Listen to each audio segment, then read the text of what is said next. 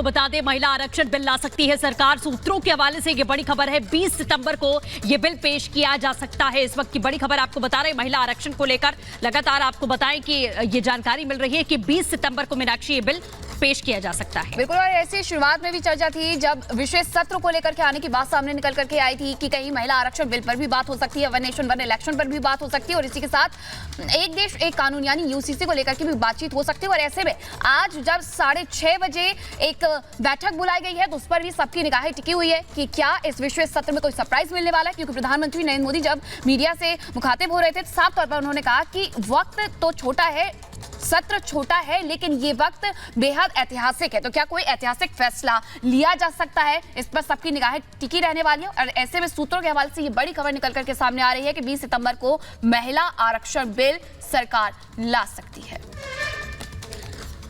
बिल्कुल, और विजय चौक से हमारी एक बड़ी टीम लगातार रिपोर्टिंग कर रही है और रुक करते हैं सीधे दिपेश का।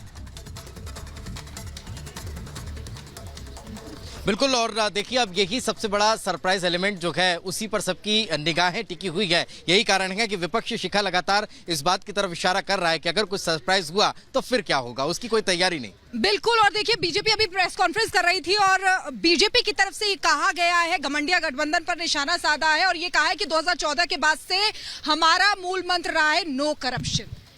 और अजीत पवार जी, जिनके लिए देवेंद्र फडणवीस जी जो भाजपा के मुख्यमंत्री थे महाराष्ट्र के लिए, वो क्या कहते थे, जेल जाएंगे चक्की पीसेंगे। आज कहाँ हैं वो अजीत पवार जी? उन्हीं देवेंद्र फडणवीस जी के साथ उप मुख्यमंत्री हैं महाराष्ट्र के। ऐसा नहीं है कि भाजपा के शासनकाल में कोई करप्शन नहीं हुआ है, कोई भ्रष्टाचार नहीं हुआ है, बहुत हुआ है। फर्क सिर्फ इतना है, भाजपा अपने आप को बताती है कि ना हमारा भ्रष्टाचार है, ना हमारा परिवारवाद है, ना हमारा मित्रवाद है, पर यही सारी चीजें आज। सूर्य जी, जब डबल स्टैंडर्ड है क्या भ्रष्टाचार को लेकर? उनका दिखता है, अपना नहीं। एक हमारे देहात में कहावत है, सुई छलनी बोले सुई से तेरे पेट में छेद। जिसको फर्स्ट जेल पे बाहर हो, वो भी किस मामले में? 420। जीजा जी को क्या कहते हैं? Land mafia.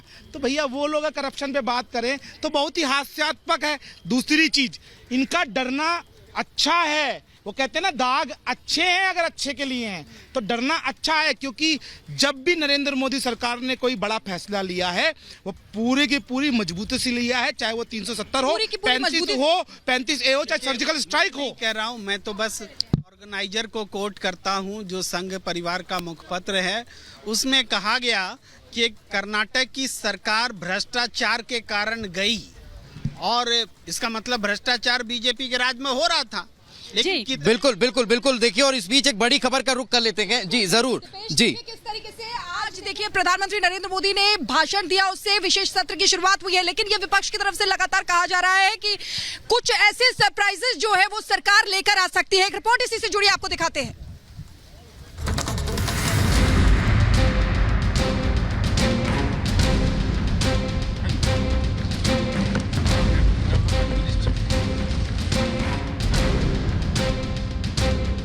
विशेष सत्र, ऐतिहासिक फैसले, पीएम का संदेश, सदन में फिर रचेंगे इतिहास।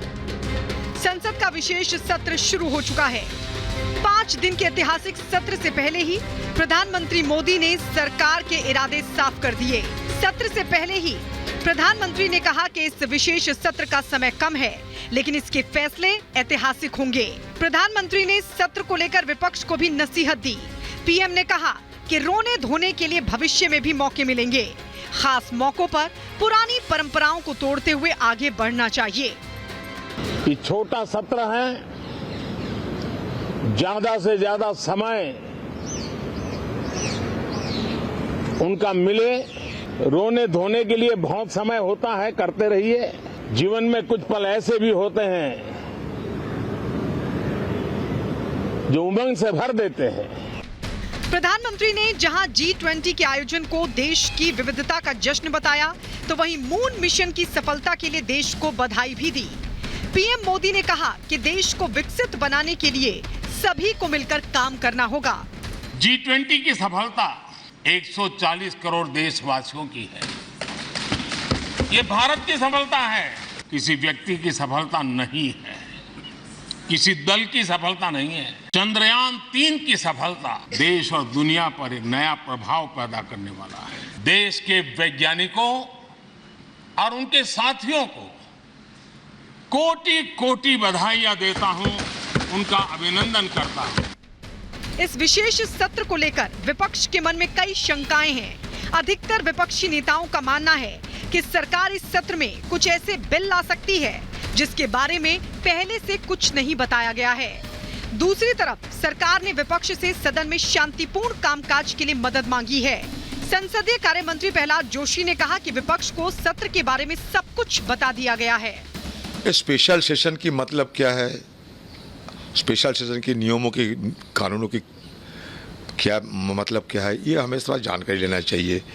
क्योंकि स्पेशल सेशन के साथ साथ इतने सारे बिल पारित करने का क्यों मंशा सरकार की हुई है, ये भी सरकार की तरफ से ये स्पष्टीकरण नहीं हुई। क्योंकि स्पेशल सेशन का मतलब एक ही मुद्दे पे होना चाहिए, और दो किस्म के स्पेशल सेशन होते हैं, एक तो डिबेट के साथ और एक डिबेट की रहित। तो आज के दिन में हमारा एजेंडा जो है हमने क्लियर कर दिया है।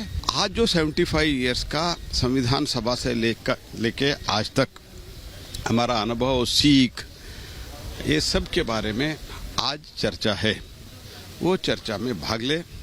75 इयर्स कोई भी एक देश के जर्नी में बहुत बड़ा इम्पोर्टेंट होता है, इसलिए आगे कैसे हमको जाना है, क्योंकि प्रधानमंत्री जी ने संकल्प लिया है और ऐलान